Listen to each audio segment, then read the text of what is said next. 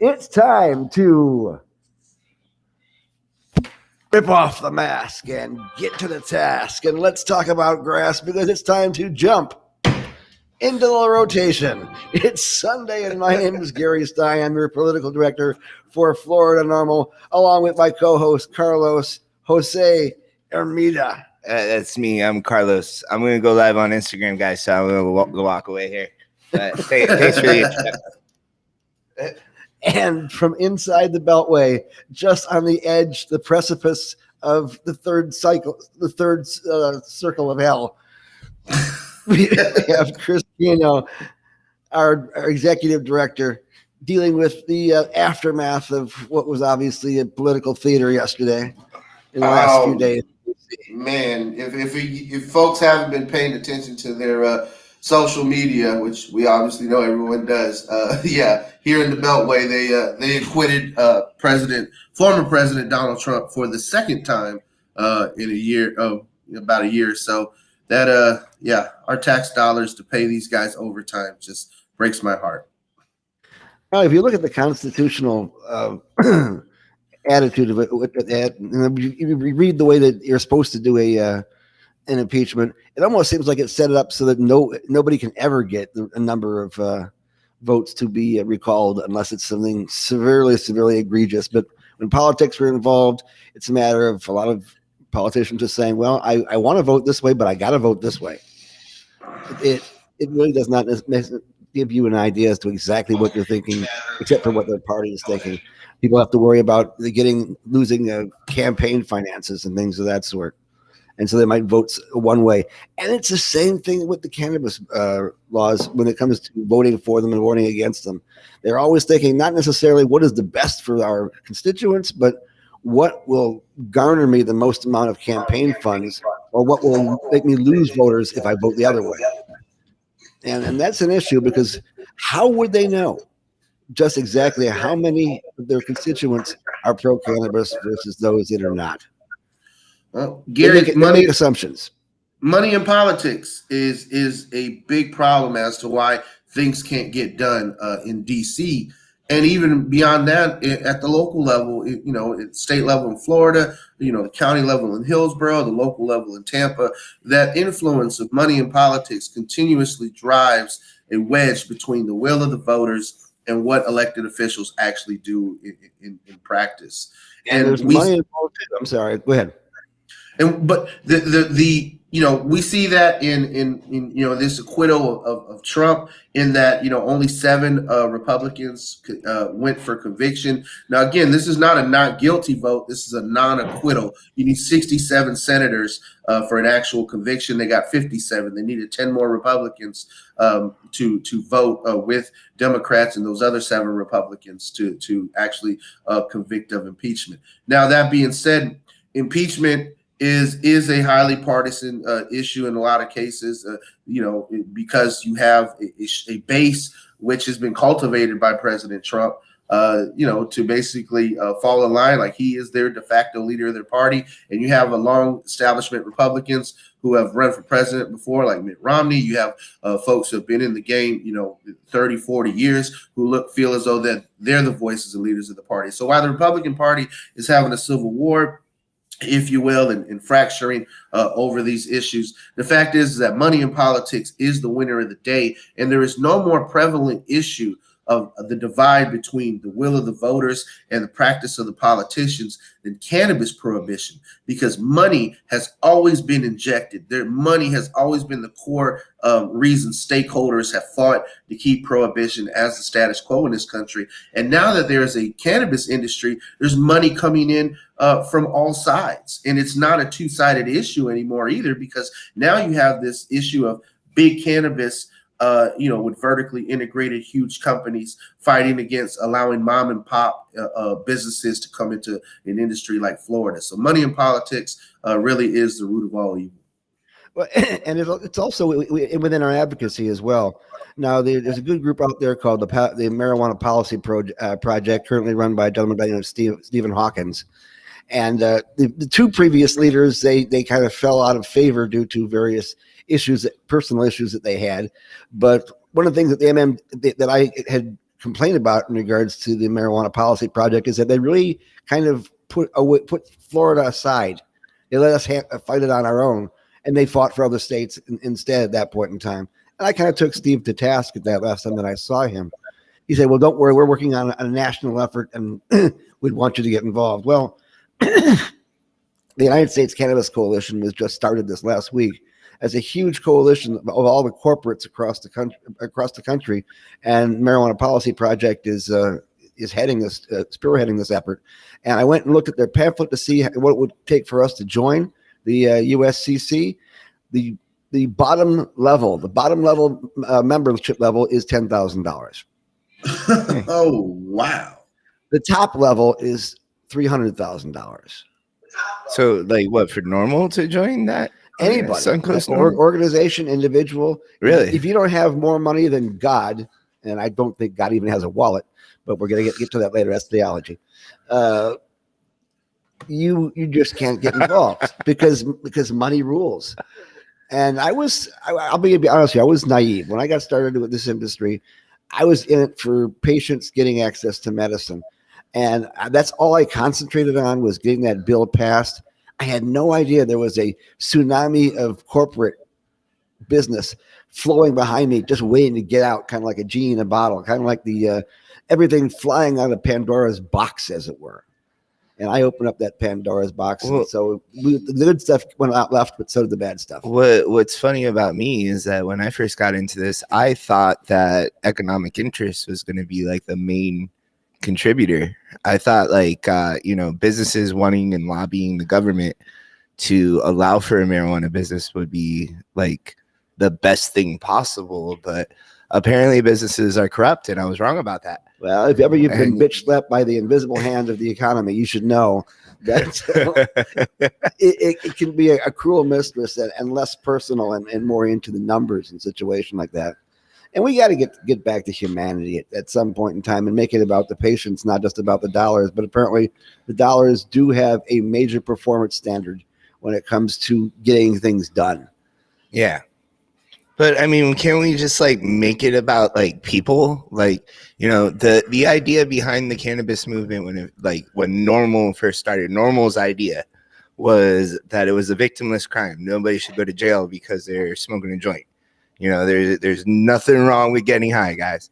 That was literally like the whole idea. And then like Jack Herrera came out, and then the medical movement started getting a lot of traction. And I don't know. I think it should just be about personal freedoms. Wow, personal freedoms. You sound so libertarian. I mean, sometimes I do.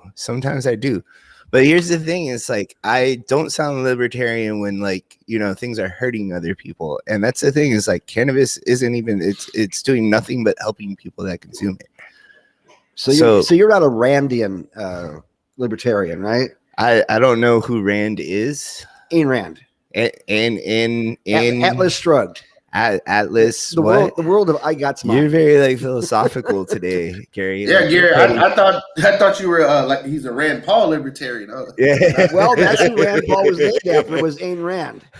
So yeah, it's it's like more power to Ron. He must have been stoned at the time when he did that, but he named his son after Ayn Rand, whose humanist ideal of the world is that basically everybody's in it for themselves. And that's what it comes down to. Yeah. Everything else is frivolous.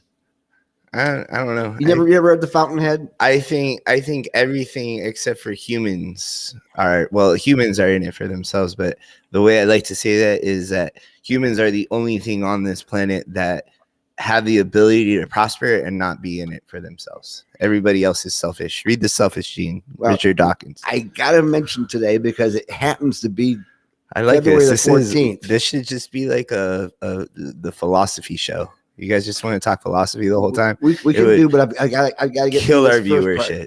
I gotta get through this first part. Right now, it's February 14th, and for those of you who are unfamiliar with the the Hallmark calendar, that today is Valentine's Day. Okay. Yes. Today, and my wife always says, all you care about, all you really love is cannabis. And I say, nah, not really. I love you too. Aww. And then a close second, I guess. No, but the whole thing was that I got into this business basically because of the fact that she was having glaucoma that was ripping her apart, and all the medicines out there didn't work.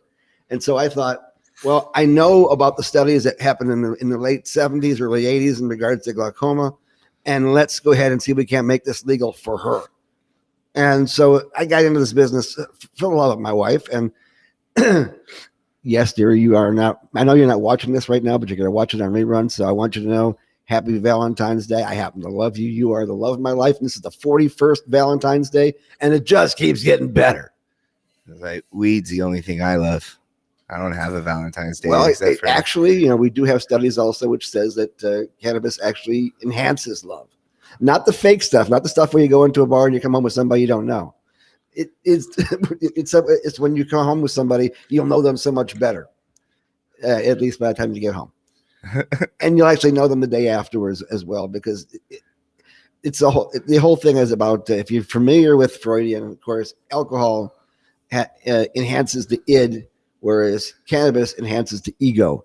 The ego is the decision-making part of your brain, whereas the id is the fight or flight, analytic, instinctive kind of thing. So when you go more with your id, then you go with less decision-making power, and therefore you end up leaving the bar with possibly the owner's dog. You never know. For Freud. So Gary, if I could translate the layman terms for folks who are listening, absolutely.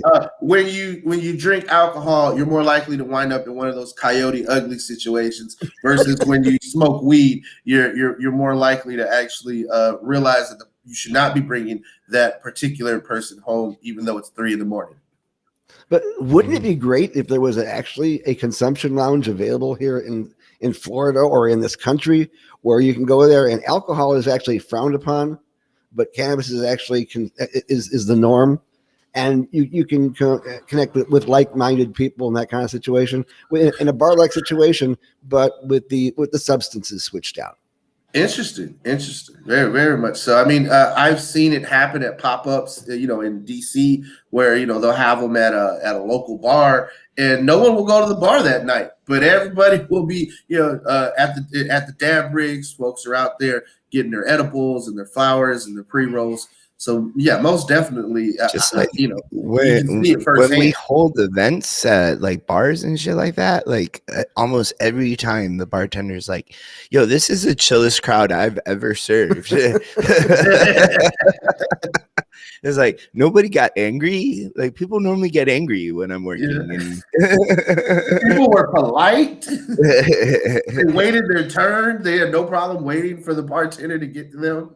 Yeah, the drunk guy threw a glass. The other guy caught it and laughed for 15, 20 minutes. So if we're seeing, cannabis help you make better decisions than you would on alcohol, if we're seeing cannabis, having customers and businesses have more polite interactions with one another, then why, for the love of God, do we consistently see these false studies coming about that's saying smoking high amounts of THC in your flower, smoking really good bud, causes psychosis and makes you go crazy and turn into this murderer? Well, why does the same talking points from the 1920s and 30s keep resurfacing today as bonk science, which so many legislators around the country are having to ingest from groups like SAM, Smart Approaches to Marijuana, or these supposed experts from Harvard and Yale? So I think it's not that we hate Kevin Sabet; it's just that we don't like him very much, very, very much. So I think about my dad, right? Like, my dad told me that the main experience that he had with marijuana is that he had a roommate that used to like to smoke it, right? And I remember, my father really doesn't know much about marijuana. I remember being at like a NASCAR race with him because he's like really into racing, and like we're walking past this field, and I'm like, smell something and my ears perk up and my eyebrows go up, and I'm like, and I kind of like, I guess I had like a show off moment to my dad. It's like, "Dad, you smell that?" And he's like, "Yeah, what is that?" And he doesn't sound like that. Oh, wait, Poppy is into NASCAR? Poppy is into NASCAR. I am absolutely shocked. Shocked, I tell you. But we're passing by the field, and I'm like, "So you smell that? That's weed, Dad." that's fucking weed, man. That's fucking awesome. And he's like, oh, geez, oh no. It's like, let's get out of here.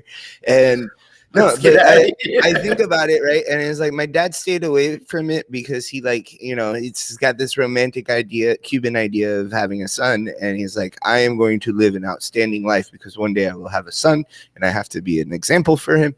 And, you know, I will stay away from everything that's illegal, right? So I think the fact that it's illegal has caused a lot of people to really not be able to get the education that they need and not to be able to experience it. And when you don't really have an experience with it, like a year or two into smoking weed, I was like, yeah, this shit's good. This shit's fine. It's not hurting me at all, you know? Well, just so you know, Castro smoked mids.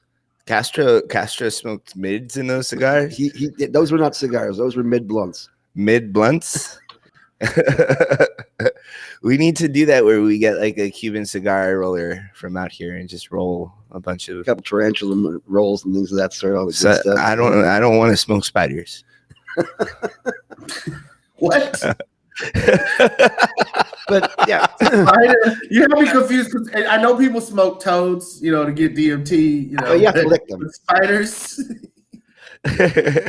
You can smoke the toads. I think that we should probably have a toad licking bar. That would be kind of interesting. Have a toad tender behind the desk and all sorts of things. It was like, yo, bro, I got these toads, man. I got these toads. It's interesting because DC, in this last election, decriminalized DMT, peyote, mescaline, and psilocybin. So the future in the next, battlefield for the war on drugs, seems to be psychedelics. And there's even a bill here in Florida to examine, the effects of psychedelic mushrooms. I know a lot of veterans have said that the psychedelic mushrooms on a micro dosing level, obviously not the let's take a trip and talk to people in other dimensions level, but on a microdose level has helped them overcome depression and the symptoms of post-traumatic stress syndrome. So, all in all, what we've seen is that this nation politicized the war on drugs since the 1930s, all the way up into, through the Second World War, and then into the 60s through various court cases, eventually lost its existing, structures that allowed prohibition in place. And, Nixon came back in 1970 with the Controlled Substances Act. And that is the modern basis for the war on drugs. And we saw it hit hardest, and this was by design, Black and brown communities. Nixon's own domestic policy advisor said they knew they couldn't make it illegal to be Black or brown. They knew they couldn't make it illegal to be against the war. But what they could do is make it heavily illegal to use any of the substances associated with various groups, and to use the media to further propagate these myths that, hippies are just stupid stoners, and that the heroin epidemic, the smack epidemic is ravaging these Black communities. And then they repackaged it into the crack epidemic. And it was interesting because as you do more research and for folks who lived it, people who grew up in the 80s, there was this whole mass scare tactics of the crack epidemic is destroying families. And yes, there are families and there are real consequences behind it. But a lot of it was over criminalization. The fact that someone would go to jail for 5 and 10 years for this amount of crack versus someone who can have a bag this big of cocaine, but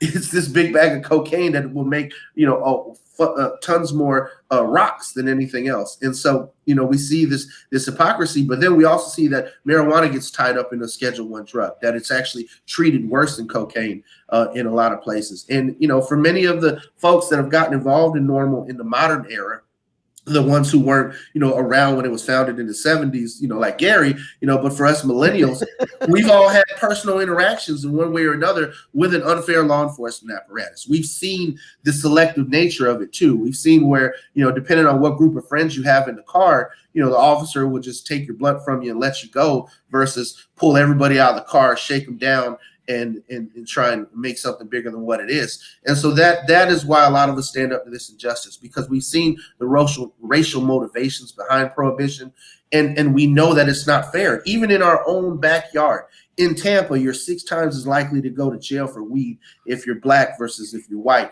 And now, even with the hard-fought battle for decriminalization and civil citations, we're still seeing, that selective enforcement among the TPD, among the officers. And so, when Carlos says, he can't stand Jane Castor, I think the feelings are mutual across the board for many people and many activists here locally in seeing that a former police chief who under her tenure had a very corrupt department, and that department corruption has not been cleaned up, but in fact just swept under the rug in many cases. How these selective policies of enforcement, whether it's biking while black and getting tickets because you don't have the right reflectors or lights on your bike, or if it's having a little bit of weed on you and being treated like some type of animal and having your civil rights violated. All these different things all add up to a populace that's not happy with the status quo. And that's why you see this overwhelming support for ending the war on drugs, this overwhelming support for ending the like you said, the victimization of people for nonviolent crimes. Yeah, and we have to be careful as they move forward to make certain that the politicians don't throw in things that we don't expect them to, that policemen can go ahead and use for their own discretion kind of situation. There is kind of an unusual situation going on right now. There is a bill for telehealth that you have to understand how a bill is written. You have what is called a short title, then you have a long title at the beginning of the bill. In the long title, it basically is a chapter of a table of contents. It says what's in the entire bill. In the House version, it talks about telehealth being not used necessarily for re-examinations when you go to the doctor, and you go into the body and it's not there. But what that is there, it says that if you are talking about a controlled substance, then telehealth is prohibited. And you go ahead and look at the Senate version, and you see the same phrase, only cannabis isn't even in the long title at the very beginning. So it looks like they may be creeping some things in that actually eliminate telehealth. Now, who's sponsoring this bill here? Pardon? Who's sponsoring these bills around telehealth? I'll have to go ahead and pull it back up again. I forget exactly which one it was. If I wasn't mistaken, I thought our old friend Ray Rodriguez, who's now in the Senate. That's right. Actually, they're both Rodriguez's, but neither of them is Ray. On the Senate side, it's Anna Maria Rodriguez. Okay. And, on the House side, Anthony Rodriguez is the new House member. That would be crazy if it was Rodriguez. If it was Ray Rodriguez. Well, you guys were talking about like the 10% caps being used to distract people, and that, yeah. I don't know. Exactly. We were talking about that before the show. Well, it's always the 6 million pound elephant in the room. But basically what they're doing is they're, again, hinting at the fact that they're going to do a THC cap again this particular session for the third year in a row. And they're going to attempt it by way of somehow slipping it into some bill somewhere. If the last 2 years show anything, is that this THC cap, they slip it in there. They bring Bertha Madras from Harvard that she comes from. That talks all about how cannabis constantly causes psychosis. And some college that should ask for their diploma back. That's what college is. And she uses a study which basically starts with here's a whole bunch of people who have psychosis, and we check to see how many of them use cannabis, which is exactly the opposite of the way you should do things. And it really does not actually make its point. But what this does do is it takes all the advocates for cannabis and it focuses them on a laser-like beam at this THC cap. And you have to wonder, is this a political move to take us off of our game, to distract us, to be concentrating strictly on this, so the other things might be sneaked in the back, kind of like that telehealth bill that will automatically make telehealth illegal if we aren't all watching, if we aren't all vigilant. Yeah, or even divide our efforts and energies around important things like getting employee protections passed, or other bills which have decriminalization and expungements added into them. There is so much capacity this session. I mean, if you just go onto the Florida legislature's website, whether it's the House or the Senate, you just type in cannabis or marijuana, and you'll see the plethora of bills that come up. I mean, Carlos, we have a plethora of bills. A plethora. It's like, do you not know what a plethora is? Sounds religious. But no, but here's the thing though, guys, is that if they We're the like, holy plethora. I get the idea of like there's all these like politics is chess, it's not checkers, right? Like, you know, like you gotta do sometimes some sneaky shit happens. And I wouldn't be I'm not doubting that people try to put 10% caps on THC to distract for something else, but that shit still scares me though. And like I feel like we should put a little bit of effort in making sure that a 10% cap doesn't go on, because it still has a real legitimate way of passing. You know, every time that they've tried to pass it, right, there was hope for it to pass. Like they were sneaky about doing just that too. Like, you know, they were willing to kill a major nursing certification bill 2 years ago that the Department of Health and Human Services really wanted to go through. But they actually let it die that year to be reintroduced the following year just to stop the cap, because the Senate had no interest in moving that cap forward. And so they killed what was a decent bill that Gail Harrell was pushing forward. What are you saying, that a 10% cap is never really at risk? Like the Senate just has no plans on passing a 10% cap? Well, again, that would be guesswork on my part. And as much as I'd love to be able to think that I'm a seer, I can't be 100% certain. But I just the love way that politics word. have worked the last 2 years, they had anticipated that we would be laser focused on trying to stop the cap. And I have no doubt that other things were happening in the background. So you'll pardon me if I don't get 100% into the cap when I go to Tallahassee, but there are other bills that we do have to fight for. We do have to be concerned about the things that we're trying to move forward, like our employee protection bill, the patient protection bill, tourist reciprocity, the home grow bill, all these kind of things, expansion of qualifying conditions. We need to move these things forward. And if everybody else is concentrating on that, these things might go by the wayside. We can't let that happen. But that would really suck if we get employee protections and then they can't get anything above 10%. You know, it would just suck. It would suck to take, you know, one step forward and two steps back. They actually were considering last year of only having the 10% for the pediatric. And that was an interesting clause, but it's still basically a tax, because even if a child needs more than 10% THC, they're going to have to buy twice as much. And so therefore it's essentially a tax on our pediatric cases, which is, again, not fair. Because oftentimes when you have a parent of a child who is in need of this medicine, that family is more than likely financially strapped taking care of that child. And if anybody knows people who are taking care of a special child or a sick child, you understand what hell they go through, and they don't need this extra thing put on top of them. So more power to the Canna moms and et cetera out there who had to deal with this and the price of things. I mean, a friend of mine in Michigan yesterday posted the fact that he had gotten an ounce of shake in Michigan for $40. That was mid shelf. And I said, damn, it's not Florida, is it? No, it's not even close. I mean, to get an ounce here in Florida, you're still talking about $300 at least. Even with shake, I can't see. We have 7 grams of shake available for $25, $50, depending on which one you go to. So I mean, you can get like an ounce of Gary, shake. but hold on, I want to be clear, because that's not how it's advertised at the MMTCs. They won't advertise it as shake. They won't advertise it as subpar product. It's ground flour. That's what it is. It's ground. It's pre-ground. Pre-ground for you. Pre-ground. How is it possible to be pre-ground? Pre-ground is whole flour, friends. I'm sorry. I'm going to tell you this is pre-ground flour. That means it's still whole if it's pre-ground.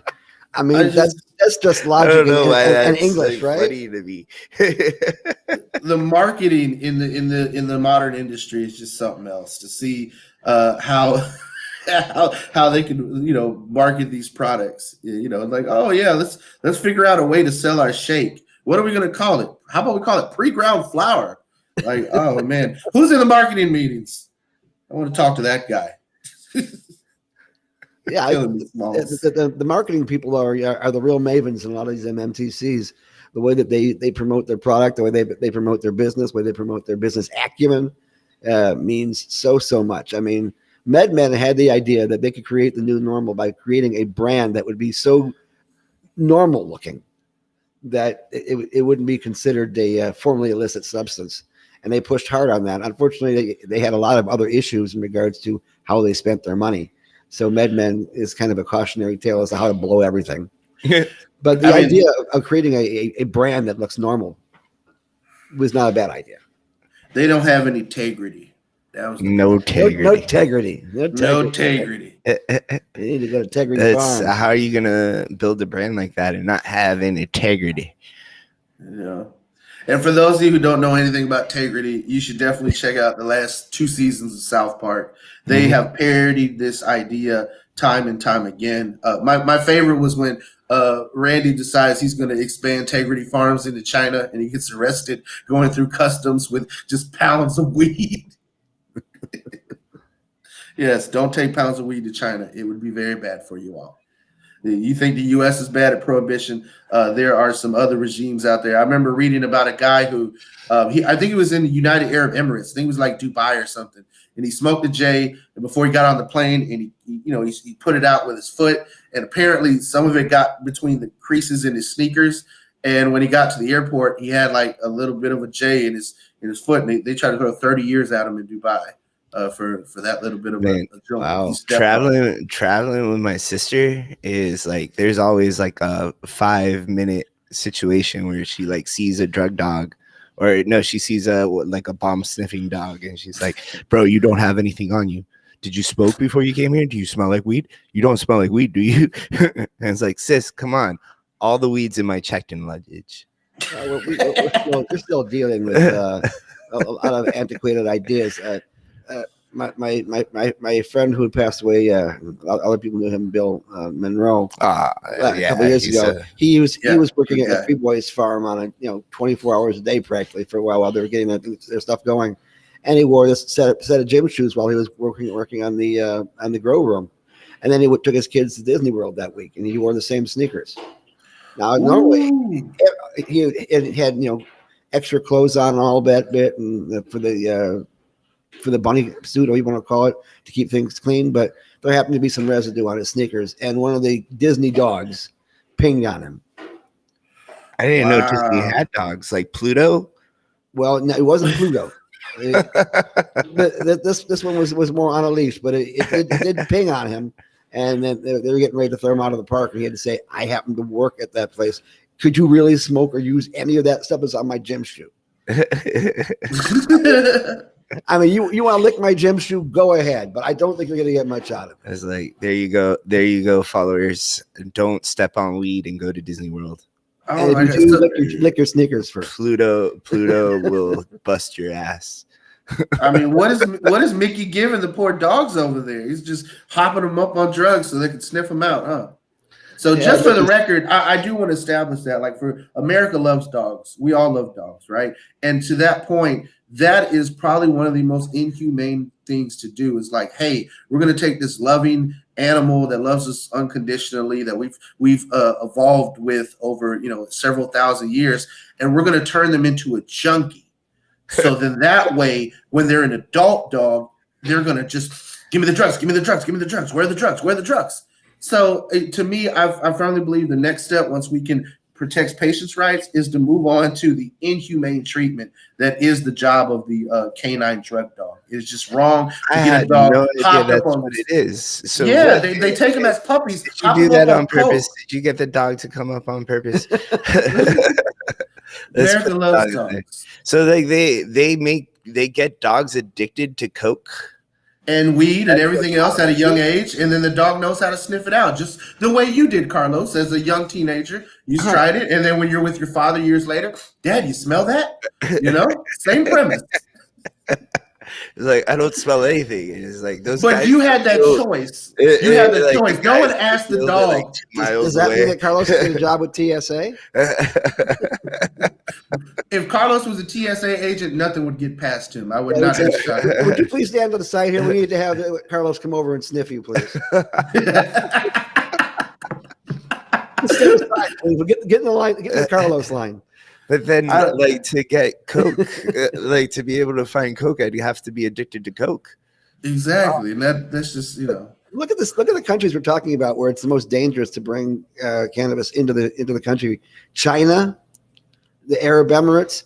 I mean, look at history and look at what cultures first developed the use of cannabis as a pharmaceutical. Ancient China was right there; they were the very first ones. And then after Marco Polo and after Genghis Khan, and then the things started moving to the west. That's when you started seeing the Arab states started to grab that as well. Although they had it in the ancient biblical times as well, but not in the mainstream. That's just messed up. And of course, Mexico actually made cannabis illegal before the United States did, but they did manage to get back to being legal before we did too. So more power to Mexico. Mexico made slavery illegal before the United States did. Believe it or not, in 1829, Mexico outlawed slavery, and many people fled, south as well for their freedom. And the United States actually, tried to pressure Mexico off of this. They wanted a fugitive slave act, that Mexico would return, people who have liberated themselves and have fled the South, slave states, into Mexico. So, our brothers and sisters south of the border definitely have been more progressive and forward thinking on numerous social issues than the United States. But I think, Gary, what it goes down to is that many of these countries we just talked about have authoritarian regimes that do not want people questioning their authority, that do not want people questioning their politics. And the fact is that when you smoke cannabis, you have an interesting perspective on what is important in life in many cases. And, authoritarian regimes, whether it is the United States in the 70s, or whether it is, China in the modern era, or whether it's, the United Arab Emirates and Saudi Arabia, of course, they don't want those people, their people out there questioning what's going on and smoking cannabis and having critical thought. I mean, it's one of the reasons why we see it so heavily criminalized in Southeast Asia, even though it grows wild out in the woods. Okay, here's the thing. To all you despots out there who want to run your country, and I give a big sorry dude to Trump, who tried to be someone, didn't quite get there. But to all those despots out there, realize that if you do legalize cannabis, you'll have a lot less people objecting to you. It's kind of like, I want you all to have your underwear on the outside. Yeah, that's cool.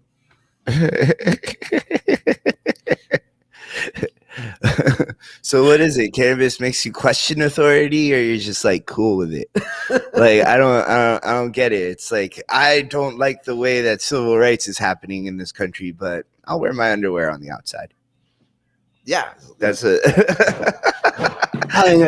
Gary's like, yeah, of course. This train has gone off the tracks. I don't know where we're at anymore. So guys, 10% THC caps, huh? Remember, fucking suck, don't they? we who have boosted super egos, who have greater decision-making ability than others, can prioritize the bullshit and put it down and concentrate on what's important, like Valentine's Day. Mm-hmm. I don't want to concentrate on that shit. That shit's gonna make me depressed. Okay, well, I don't have anybody that loves me. Actually, Carlos, everybody loves you. Well, you don't. Your problem is that nobody in particular. You brought me a cookie. Liv brought me a cookie. See, look, people love you, Carlos. Thanks, Liv. I do feel love now. Oh, you know what? Let's talk about Valentine's Day now. There you go. Let's talk about Valentine's Day. I think it is so important to get your significant other flowers that they can smoke rather than wasting $20 on a bouquet of roses. Just saying. There'll be so much. Like, have you guys seen that meme where it's like a box of candies, but it's all buds in the little? Yeah. I got a jar of those, as a matter of fact. You have a jar of buds? Yeah, of the buds with a Z. Yeah, chocolate buds. They're really kind of cute. What did you get Monique for Valentine's Day? Jar of buds. No, I mean, it's not easy buying for a wife who no longer has her eyesight, because the Hallmark cards don't make it. It's like, what's this piece of paper? See, you have to be a little more creative and a little more heartfelt. So the bag of weed works really well because like it excites the smell factor. right? And she could smoke it. Like you should get her, the jar butts. Actually, I went ahead and I decarbed a certain amount last night, and the house just kind of like smells of that baked weed smell, which is kind of weird. But I'm doing my own confections this year with the help of other people as well. Nice, very nice. It's all getting down to the brass tacks, right?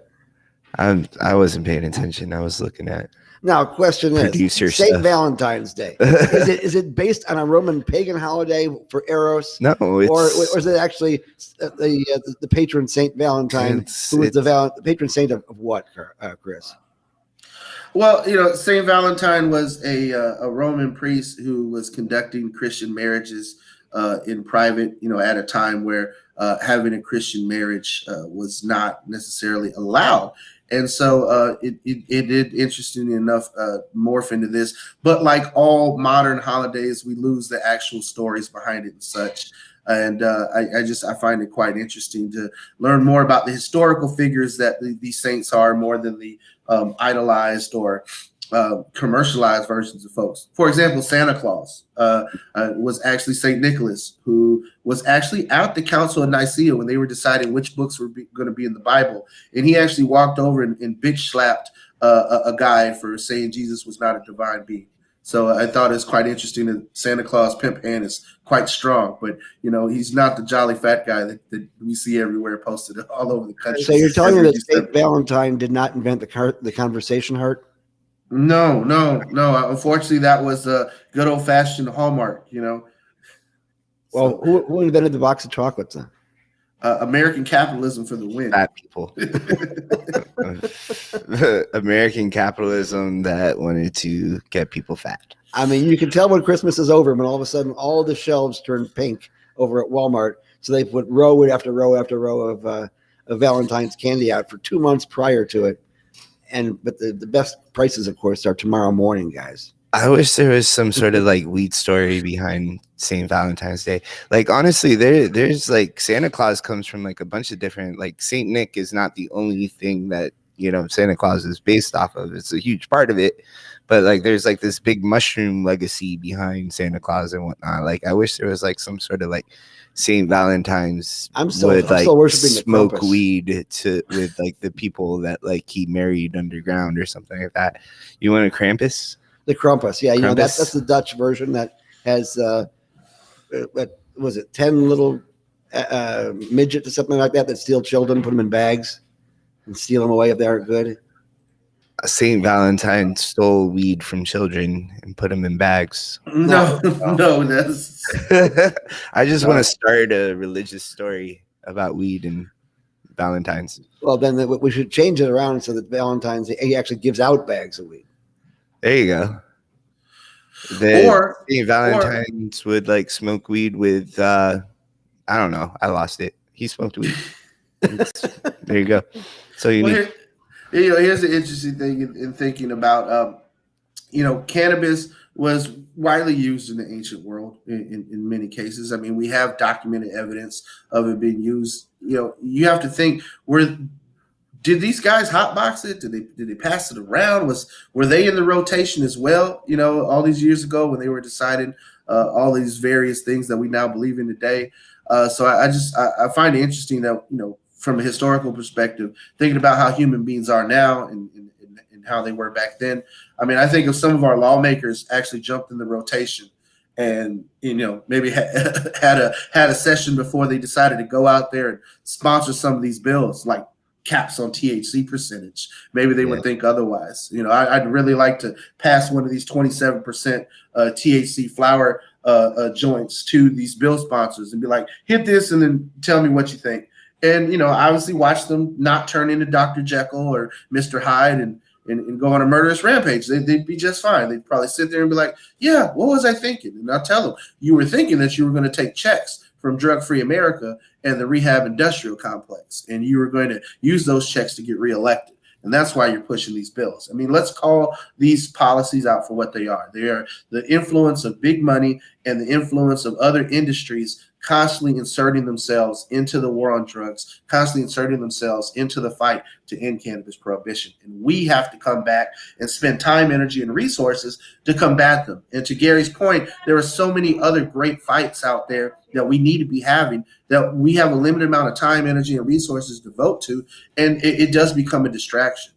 One of the distractions was when they were trying to attach this to a bill a few years back around giving veterans free cards for being medical cannabis patients. We are all in favor of giving the men and women who have served this country, the opportunity at a minimum to not have to pay the state for their medical cannabis card. And yet they'll attach bills like this as amendments when they're not going anywhere. We call them poison pills, where you have to make a choice between saying, no, I'm not going to support this. And now the opponents or the proponents of this will say, oh, look, you don't support our veterans. Like, no, I very much support our veterans, which is why I'm not going to allow a 10% THC cap, because the only people who should be determining what amount of THC you're consuming are you yourself, and you're in consultation with your doctor. And even if your doctor were to tell you, maybe you should slow down, like, maybe you should let me run my own body.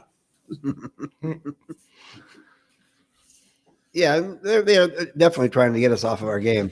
One more point about Romans before I forget. If Brutus and the senators had been in a rotation, Caesar would be alive today. Oh, if they could just talk that out, right? Well, he might not be alive today. He might be a little bit older, but you should know, of course, Caesar was, of course, somebody who had used it regularly for his epilepsy. It did say that in Pliny the elder, the physician, had mentioned the fact that whenever Caesar had a epileptic fit, they would take a cane wrapped in a vine, put it in his mouth to keep it from swallowing his tongue. And the rumor has it that was actually a cannabis cane, and that actually helped reduce the epileptic fit. Interesting. I've always had this great idea for a show that we should do where we encounter this magical smoking apparatus, call it a water pipe, if you will. I know Carlos is there chilling. We have to call them water pipes because of our good friend, the senator from Florida, who passed that ridiculous law that we have to call them water pipes. Bong is wrong, Daryl. Sorry. Yeah. But imagine encountering one, and then you hit it and it rips you across time, through a wormhole or something. And then you go to all these historical events, and you influence them by just passing it around. Would be interesting, wouldn't it, to be at the Last Supper, and turn out it was actually Judas. Maybe he was just hogging the J, or he was babysitting it. You just had to get smacked and get out of here. Judas told on Jesus because he was hogging the joint. Well, the problem was he actually bought an ounce for 30 pieces of silver, and that was kind of a high price at the time. Yeah, I mean, he's the guy in charge of the money. You imagine how mad the other 11 would be? Like, dude, you spent what? he came back with some booth. That's why he got written out of the 12 in the Bible. And now he's frozen in the 10th circle of hell. Yeah. And for the record, I got a message on Facebook. Someone just said, if your show's going to go off the rails and talk about things other than cannabis, don't post it in our cannabis group. And I'm like, look, this is the rotation. This is what we talk about. We have fun, right? We're not that serious about everything. Yes, many times it is business. We're talking about these very serious issues, but we like to have fun. We like to have some levity in this, because these policies are so tragic that there are people out there who are really sick, who are experiencing the worst day of their lives right now. And this plant can give them relief to get through to the next day. It can give people relief and hope to not be in pain, to not feel suicidal, and to move on to the next day. So I'm sorry if us going off the rails every so then talking about subjects that for some people might be sensitive. But the fact is that there is nothing more sensitive than the patient struggling right now to make ends meet, and that the system that they live in is either overpriced and out of their reach. The doctor's recommendation may be overpriced or out of their reach. And the fact is that they still have to go to the black market and trust, someone who, may not have the best interests at heart, or may be ignorant to the fact that, hey, the cannabis they got may not be up to par for a medical patient. It might have pesticides. It might have other issues with it. But the fact is that people are, even in the legal market, still getting moldy medicine. People in the legal market are still getting medicine that's not bringing them relief. So when politicians come around and say, "Oh, the system is dangerous because we're putting out all these high THC dose medicines," the fact is that people need those high THC dose medicines to fight cancer. They need those high THC dose medicines to feel relief in life, to not feel suicidal, to make it through to the next day, to medicate themselves into a light coma because of PTSD from either a sexual assault or their time in the military where they took lives, on behalf of this nation. And they come home and don't get the relief that they need and the counseling and resources that they need. And this plan is the only thing that brings them relief. That's why we do this show. And so for those out there who might have an issue with us making light of these things, I want you to know that we are very serious when it comes to these issues. And we will maybe we should hit the time travel bong and go back to when they started that Facebook group and smoke them out so they can relax. Well, we want to keep it late because we want to keep people's attention. I mean, this is a show which is more than 5 minutes. And so obviously those with short attention spans, which is most of us in that nowadays, need to have something. I lose focus throughout slightly the show. Frivolous to keep us on board so we can make all of our points each individual week, because there's so much to say. And to be honest with you, a lot of people don't get a chance to listen to it. They don't have $10,000 to have a membership towards the MPP's latest coalition. And they don't listen to all the blunt talk and other podcasts out there that are all about business. And so they might miss these things, which eventually may actually affect them directly. Mm-hmm. So that's why we're here. We're kind of here to rope you in towards reality and bring you the things you might not know about. And we'll throw a couple of things in the way just for curveballs, just to see if you're still awake. Because those do that to you. And I mean, look at it like this: a Jew, a Catholic, and an atheist walk into the rotation. There you go. That's funny as shit right there. Come on, how could you not want to tune into that show and hear what they're going to have to say this week? and a progressive, an independent, and a libertarian. Geez, come on. I'm not a libertarian. I'm independent like you. I just lean towards the libertarian side. So, I mean, to be fair, Carlos isn't his college roommate libertarian, who was once a libertarian candidate for office and a satanic Nazi, right? Yeah, I'm not that kind of libertarian. Invictus. You gotta love that guy. At least he's not wearing a boot on his head. You know, my ex. I shouldn't talk about ex-girlfriends on the show, shouldn't I? Let's not talk about ex-girlfriends on the show. But somebody that would know. We have the ex-Valentines Day. Let's just say I know somebody that ended up dating him, and that went bad. No, she's somebody that you used to know. Nobody knows what we're talking about. I'm sure it's on the police blotter somewhere. Well, anyways, sometimes you smoke weed and you end up becoming a pagan Nazi. That's never happened to me. Never. It's never happened to me. I never once thought, me and Gary got some beef. No, it never happened. Never. I don't know what bud that guy's smoking, but he needs to smoke something else. I mean, you guys can deal with me and my like non-God stuff when Well, maybe you're just the weed looking forward helps. to the fact that this particular week is the week when you guys are supposed to say goodbye to meat for a couple weeks. The Mardi Gras. Oh yeah. I don't have to do anything. I don't. Fat Tuesday and the Carnival. I just have to party at Mardi Gras. I stocked up on fish at Costco, so I'm good for the next 40 days or so. Have you ever tried to like give up weed for Lent? I had to give up weed under court order for 10 months in 2014-15, and you quite remember how irritable I was during that time period where our whole organization collapsed over the letter I.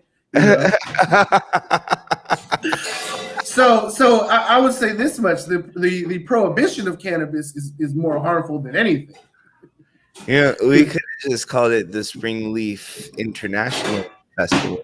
And then everybody would have been. Could have added an I in there. Could have. Everybody would have been happy.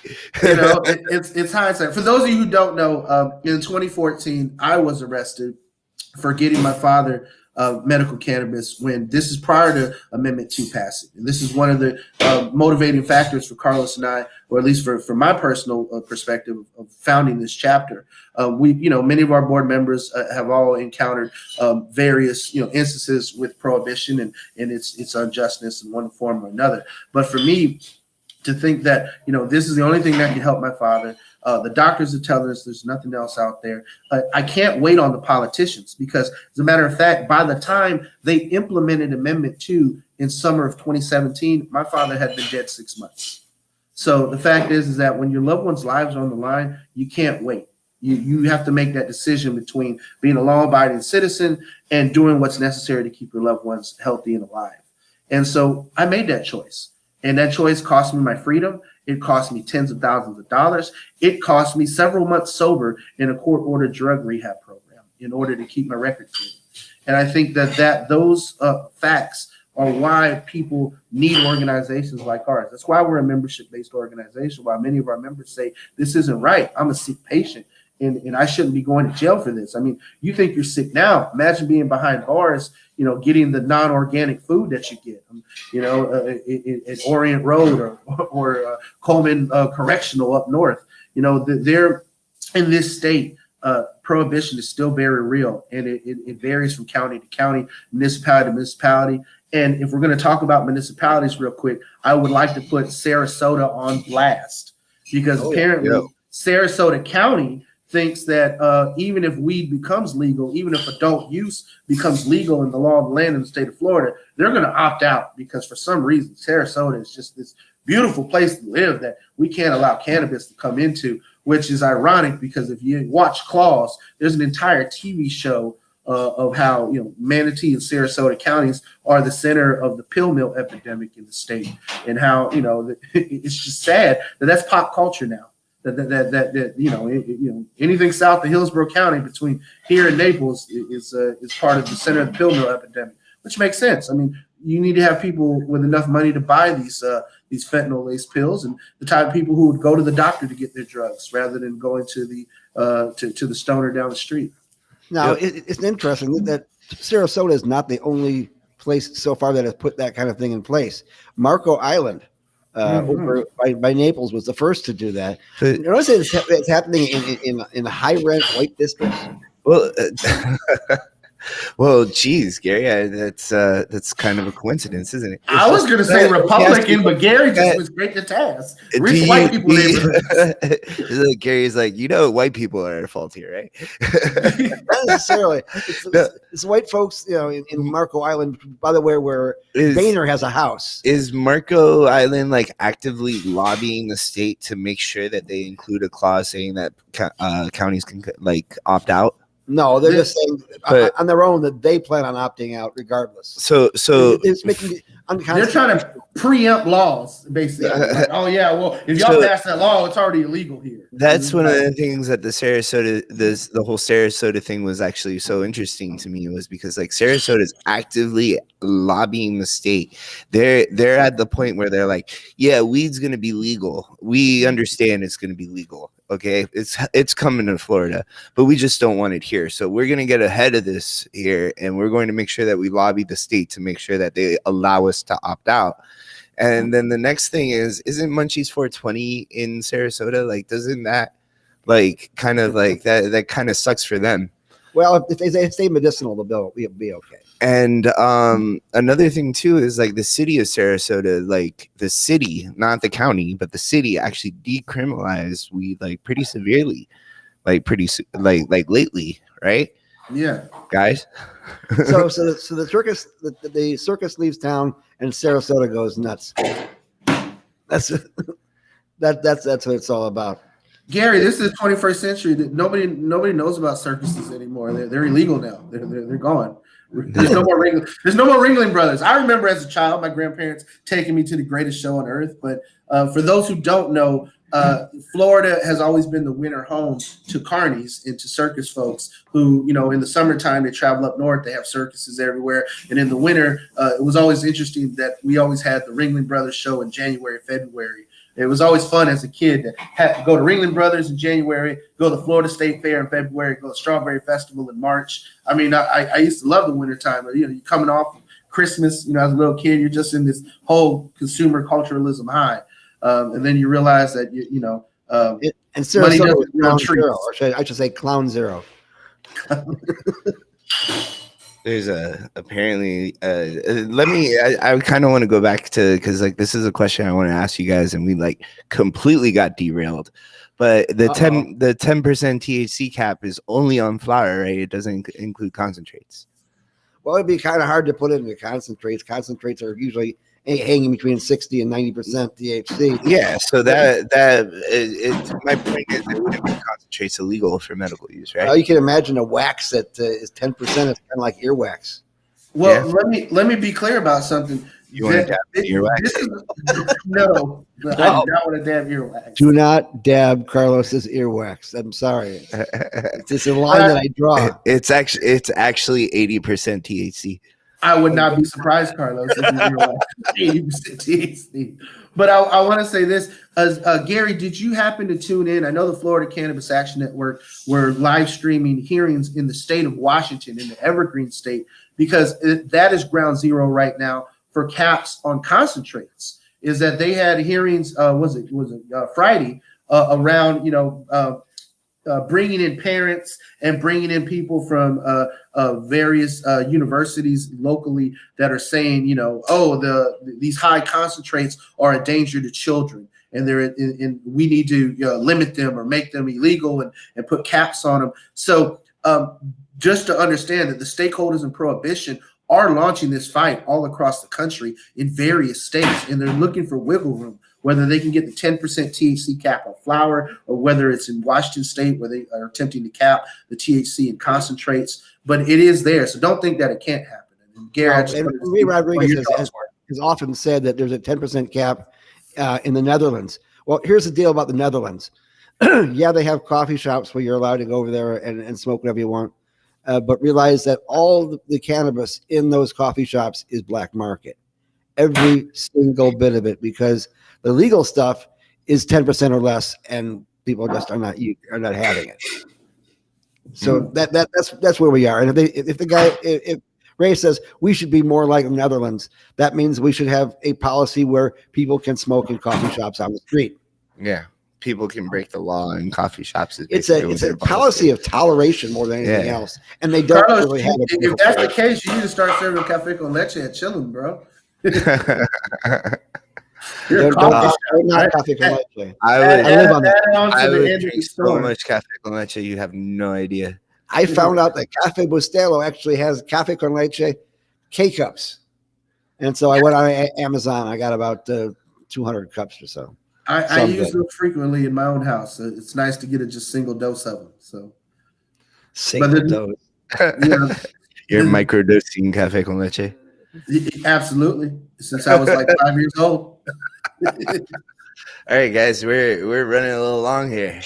Well, I want to go back to one last thing Gary touched on. Gary, you mentioned earlier about how cannabis and THC affects the ego part of the psyche, and that alcohol affects the id. What happens when you drink infused alcohol? I know we have some friends that have infused, wine companies. There's cannabis infused beers and ales now. Well, I was just curious to know, are those, what happens when you drink infused alcohol? I think it can require a lot of research and a lot of study. I'm willing to possibly offer myself as a subject to that, and just see what happens. Just make certain that, tie me down as I don't turn into a werewolf. Just tie me down anyway. Tie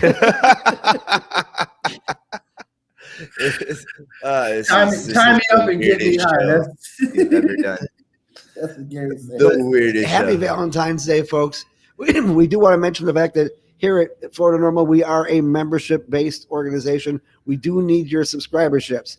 And if you do subscribe and become a member, not only are you going to be out there handling the legislation in Tallahassee, well, actually back and forth using Zoom calls right now, but you'll also get, this fantastic pin, which makes a very big, interesting conversation starter in supermarkets when people ask you about it.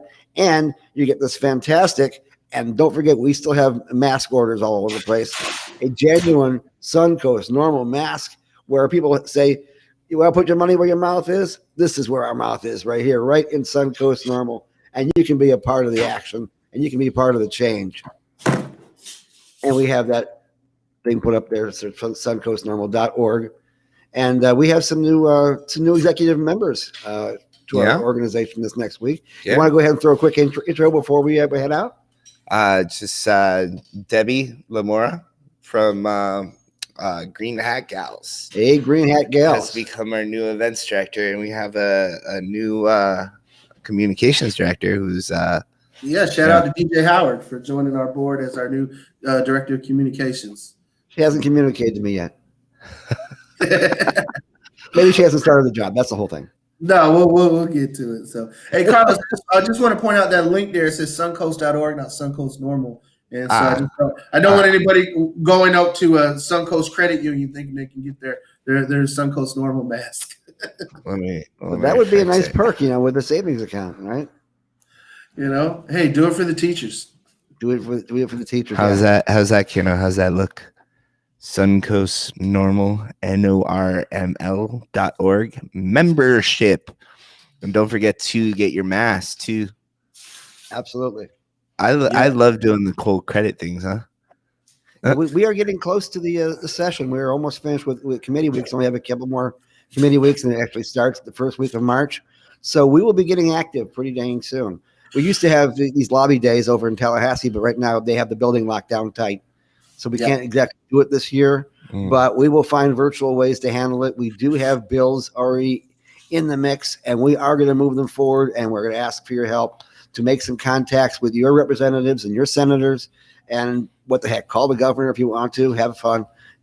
Contact our great Commissioner of Agriculture. Tell her how you feel. She has a little bit of clout left up there too, I think. And let's move things forward.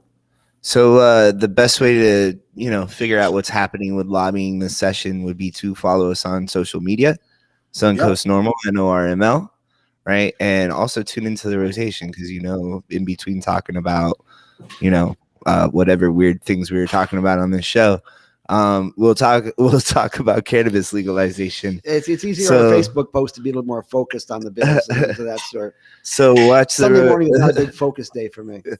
So watch us live on all our social media platforms. You could find us on Facebook, YouTube, Twitch, Twitter, and you could watch us live right off of our website, suncoastnormal.org. Watch live and become a member. Join our membership things. And of course, you can download this show if you you can't see but you can hear. Right. You can go on download the rotation on SoundCloud, Spotify, Amazon Music, iTunes. We're actually on Google Podcasts right now, but Google Podcasts is transitioning to YouTube Music. So. And if you are a member, don't forget to renew your membership because we would hate to dismember you. I think I need to renew. I don't think I've renewed my membership, and I don't want Gary to dismember me. I know some folks have their membership set up as recurring, so it'll bill you automatically. So just remember, if you are on an automatic membership, that does come up. So yeah, we're not here to dismember anybody. No. And on that note, we're out of here. Hi, everybody.